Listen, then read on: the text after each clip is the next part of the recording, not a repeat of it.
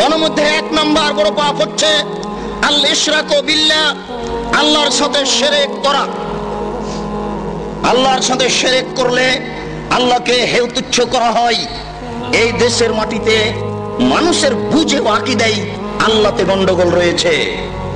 তাদের আল্লাহ নিরাকার আর আমাদের আল্লাহ সাকার, আকার আকৃতি আছে।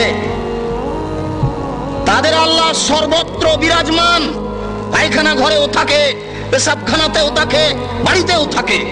আমাদের আল্লাহ থাকেন সপ্তম আকাশের উপরে। দেখেন আল্লাহতেও গন্ডগোল রয়েছে।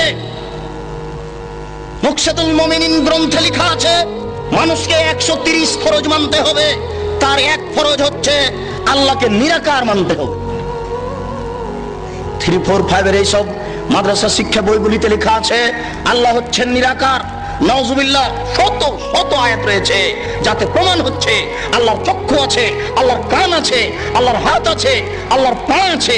একাধিক আয়াত দ্বারা প্রমাণিত, সহিহ হাদিস দ্বারা প্রমাণিত।